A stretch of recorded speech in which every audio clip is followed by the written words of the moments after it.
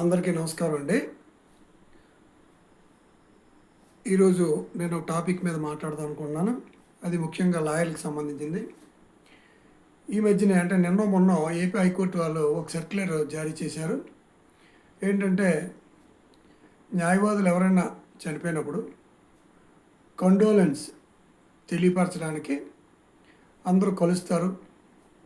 లాయర్లు అందరూ కలుస్తారు. అదే కాకుండా జడ్జెస్ కూడా పార్టిసిపేట్ చేస్తారు.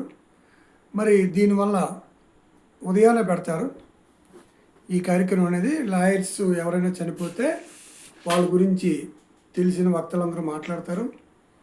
మరి ఈ కార్యక్రమం అనేది ఎప్పుడు కూడా ఉదయమే జరుగుతుంది. సపోజ్ ఈరోజు ఎవరైనా లాయర్ చనిపోతే రేపు మార్నింగ్ జరుగుతుంది. కానీ హైకోర్టు వారు ఏమన్నారంటే ఇది నేను జ్యుడిషియరీ పరంగా చెప్పట్లేదు, అడ్మినిస్ట్రేటివ్ పరంగా మాట్లాడుతున్నాను. అలాగే ఇది న్యాయ వ్యవస్థకి కానీ జడ్జెస్కి కానీ ఎగ్నిస్ట్ కాదు. అయితే న్యాయమూర్తులు సాధారణంగా హైకోర్టు న్యాయమూర్తులు అనేవాళ్ళు ఎక్కువ ఫ్యామిలీ బ్యాక్గ్రౌండ్ లాయర్ల ఫ్యామిలీ నుంచి వస్తారు కాబట్టి వాళ్ళకి లాయర్లు అంటే పడదు అని నా ఉద్దేశం కాదు. కానీ కాన్సెప్ట్ రాంగ్ ఏమో అనిపిస్తున్నది. దీన్ని డిస్కస్ చేయమంటున్నాను. కొన్ని విషయాల్లోని అది అడ్మినిస్ట్రేటివ్ పరంగా ఎవరితో చర్చలు జరుపుతారో తెలియదు, కానీ కొన్ని విచిత్రంగా ఉంటాయి. అలాగని ఎవరు అడ్మినిస్ట్రేటివ్ పరంగా ఏ నిర్ణయాన్ని అందరూ ఆమోదిస్తారని కానీ అందరికీ నచ్చుతుందని కాదు. అలాగే ఇప్పుడు నేను మాట్లాడుతున్న వీడియో నా కంటెంట్ నా తాలూకా భావాలు అందరి లాయర్లు ఏకీపిస్తారని మాత్రం కాదు. ఇది నా ఉద్దేశం మాత్రమే. నేను చాలామంది దగ్గర వింటున్నాను, నాకు బాధ అనిపించి ఈ వీడియో. హైకోర్టు వారు ఏపీ హైకోర్టు వారు సర్క్యులర్ జారీ చేశారు. ఏంటంటే ఉదయాన్నే ఇలాగా శ్రద్ధాంజలి ఘటించడానికి లాయర్లు జడ్జెస్ అందరూ కలిసి సమ్టైమ్స్ ఒక 2 నిమిషాలు మౌనం కూడా పాటిస్తారు. వర్క్ 1 అవర్ సస్పెండ్ చేస్తారు, జనరల్గా జరుగుతుంది. అయితే దీనివల్ల చాలామంది కక్షిదారులకి బాధ అయిపోతున్నది అనేసి రకరకాల కోణాల్లో ఆలోచించి వారు అది మంచి ఉద్దేశమని భావించారు కాబట్టి ఆ నిర్ణయం తీసుకున్నారు. అయితే దీని మీద చర్చ జరగాలి, లేదా దీన్ని మాలాంటి వారు ఎవరైనా చెప్పిన వాటిని పరిగణలోకి తీసుకొని ఇలా కూడా ఇబ్బందులు ఉంటాయా అని దాన్ని మళ్ళీ విత్డ్రా చేసుకుంటే బాగుంటుందని నా అభిప్రాయం. అంతే తప్పించి ఇది ఎవరిని విమర్శిద్దామని కాదు. సాధారణంగా లాయర్లే జడ్జిలు అవుతారు. అదే జడ్జి పోస్ట్ తక్కువ కాబట్టి ఎక్కువ మంది లాయర్లుగానే మిగిలిపోతారు. జడ్జి పోస్టులు తక్కువ కాబట్టి చాలామంది జడ్జిలు అవుదామన్నా జడ్జి పోస్టులు తక్కువ ఉంటాయి కాబట్టి లాయర్లుగానే మిగిలిపోతారు. అయితే లా వృత్తి అనేది అందరికీ తెలుసు, ముఖ్యంగా లాయర్లకు తెలుసు. నేనైతే ఒక సీనియర్ అడ్వకేట్ని, న్యాయవాద వృత్తి మీద బతుకున్న సీనియర్ అడ్వకేట్ని కాబట్టి నాకు ఇంకా తెలుస్తాయి లాయర్ల తాలూకా ఇబ్బందులు, లాయర్లకు ఉన్న ఇబ్బందులు. అయితే జడ్జెస్కి ప్లేస్ టు ప్లేస్ ట్రాన్స్ఫర్ అవుతున్నా, ప్రమోషన్ వస్తున్నా వాళ్ళ గురించి వక్తలు అంటే లాయర్లు అందరూ కూడా చాలా చక్కగా చెప్తారు. ఈ జడ్జి గారు మన జిల్లాలో కానీ లేకపోతే మన కోర్టులో చిన్న కోర్టులో బాగా పనిచేశారు, ఇప్పుడు ప్రమోషన్ మీద వెళ్తున్నారు కాబట్టి మనం అందరూ అభినందనలు తెలియజేస్తున్నాం. అలాగా ఆ జడ్జిల గురించి చెప్తారు. అంటే జీవితంలో ఒక జడ్జి ఉద్యోగం వచ్చిన తర్వాత రిటైర్ అయిన దాకా జడ్జి గారు అనేక సన్మానాలు అవ్వచ్చు, లేకపోతే అనేక అభినందనలు పొందుతారు. కానీ లాయర్కి ఎక్కడ నాకు తెలిసి చాలా తక్కువ, ఎక్కడైనా మా సీనియర్ అడ్వకేట్స్ కొన్ని బార్లు సన్మానం చేస్తున్నా నాకు తెలియదు, కానీ నాకు తెలిసి చాలా తక్కువ, చాలా అరుదు ఒక లాయర్ జీవితంలో బతికుంటుండగా ఎన్నో ఒడిదుడుకులు చూసి న్యాయవాద వృత్తికి అంకితమై చాలా డిగ్నిఫైడ్గా న్యాయవాద వృత్తి చేసి అనేక పేరు ప్రఖ్యాతులు తెచ్చుకున్న అనేక సీనియర్ లాయర్లకే ఎక్కడ సన్మానాలు అన్నవా కానీ వాళ్ళు బతికుండగా వారికి ఎక్కడ జరగవు. కానీ లాయర్కి ఉన్న ఆప్షన్ ఒక్కటే ఏంటంటే నాకు తెలిసి వారు చనిపోయిన తర్వాత వారి తన గొప్పతనాన్ని ఒక్కసారి మళ్ళీ అందరూ కూడా గుర్తుకు తెచ్చుకుంటారు. అదే లాయర్కి ఉన్న ఏకైక అవకాశం. లాయర్ ఒక సంఘ సంస్కర్త అవ్వచ్చు, లేదా మంచి లా సబ్జెక్ట్స్లో మంచి టాపర్ అవ్వచ్చు. ఏ రకంగా లాయర్కి కొన్ని గొప్పతనాలు కానీ ఉంటే అవి అందరికీ మాట్లాడుకోవడం, ఎక్స్ప్రెస్ చేసే అవకాశం ఓన్లీ లాయర్ చనిపోయిన తర్వాత వస్తుంది. అది ఒక రకం దురదృష్టకరం. అయితే దీన్ని ఉదయాన్నే పెడితే కోర్టుకి పనులకు అంతరాయం కలుగుతున్నది అన్నది మాత్రం నేను ఖండిస్తున్నాను. నేను దాన్ని వ్యతిరేకిస్తున్నాను ఆ నిర్ణయాన్ని. అది వ్యతిరేకించడం అంటే ఒక నెగిటివ్లే కాదు, ఒక అభిప్రాయ భేదం మాత్రమే దయచేసి. అయితే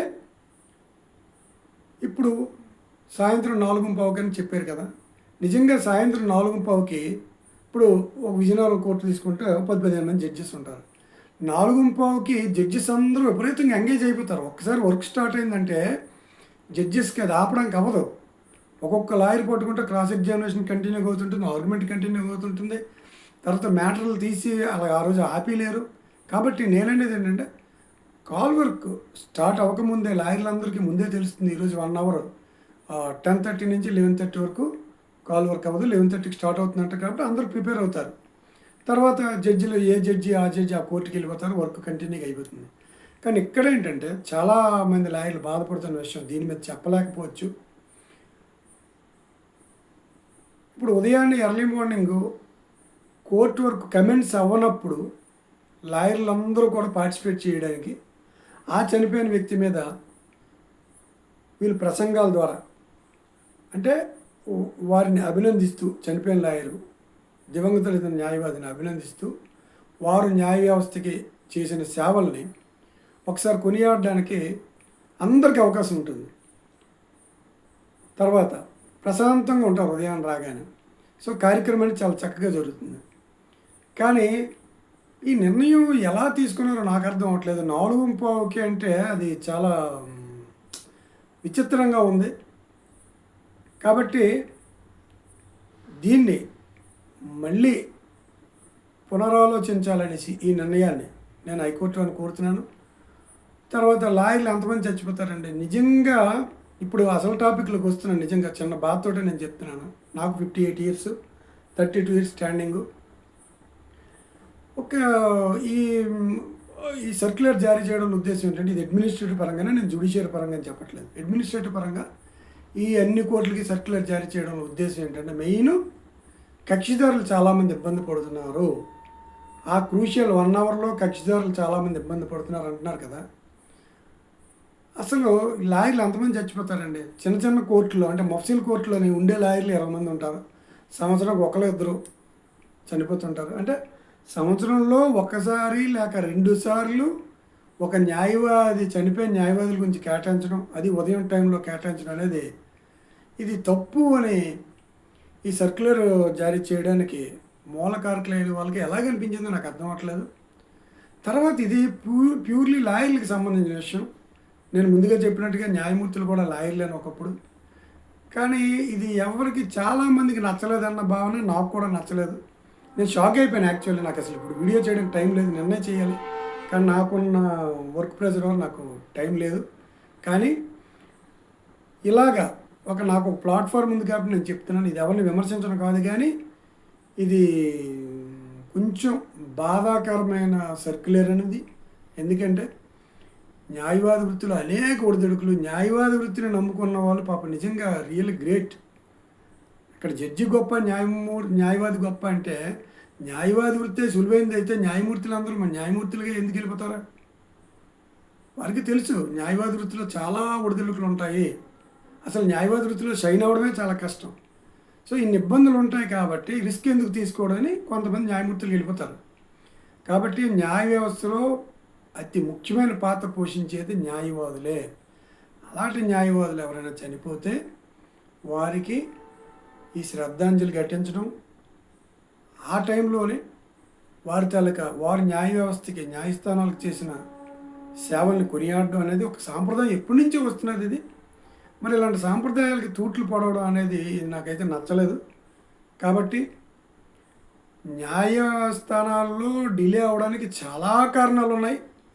అసలు ఎక్కడ మీటింగ్లు పెట్టినా జనరల్గా ప్రతి కోర్టులో మీటింగ్ పెట్టి జ్యుడిషియరీ హైకోర్టు జడ్జెస్ మీటింగ్ పెట్టి డైరెక్ట్గా న్యాయవాదుల నుంచి సలహాలు కానీ తీసుకుంటారు. చాలా బాగుంటాయి సలహాలు, మంచి మంచి సలహాలు ఇస్తారు. ఎందుకంటే ఇప్పుడు న్యాయమూర్తులు కూడా 24 గంటలు కష్టపడతారు, కానీ వాళ్ళు పబ్లిక్లోకి వాళ్ళకి ఇన్ఫర్మేషన్ వెళ్ళదు. కరెక్ట్గా పబ్లిక్ పడుతున్న బాధలు ఇన్ఫర్మేషన్ వెళ్ళదు. ఎందుకంటే ఒకటి కంటెంప్ట్ ఆఫ్ కోర్ట్, 2 ఎవరు న్యాయమూర్తుల దగ్గర మాట్లాడతారు. ఇంచుమించు అవకాశం వస్తే ప్రతి వాళ్ళు న్యాయమూర్తులు పొగుడుతూ వారి దృష్టిలో పడదామని చూస్తారు, కానీ న్యాయ వ్యవస్థలో ఉన్న లోటుపాట్లు చెప్పడానికి ఎవరు సాహసం చెయ్యరు,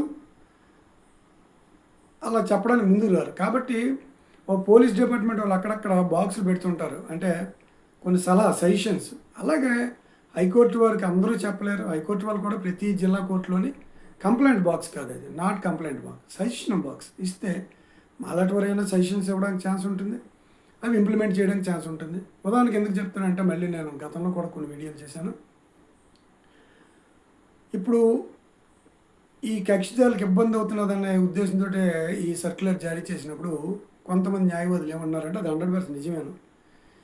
హైకోర్టులో అప్పీళ్ళు సివిల్ తీసుకోండి, క్రిమినల్ తీసుకోండి, లేకపోతే ముఖ్యంగా ఎంఓపీలు తీసుకోండి, పార్టీలు చచ్చిపోతున్నారు. అసలు అక్కడ అప్పీళ్ళు ఏమవుతున్నాయో తెలియట్లేదు. 10-15 సంవత్సరాలు 20 సంవత్సరాలు పోయాక అప్పీళ్ళు ఏముందండి యాక్సిడెంట్ కేసులో తీర్పు చెప్పడానికి? అంతా ఇక్కడ జడ్జెసే చేస్తారు, ట్రయల్ అంతా ఇక్కడ అయిపోతుంది.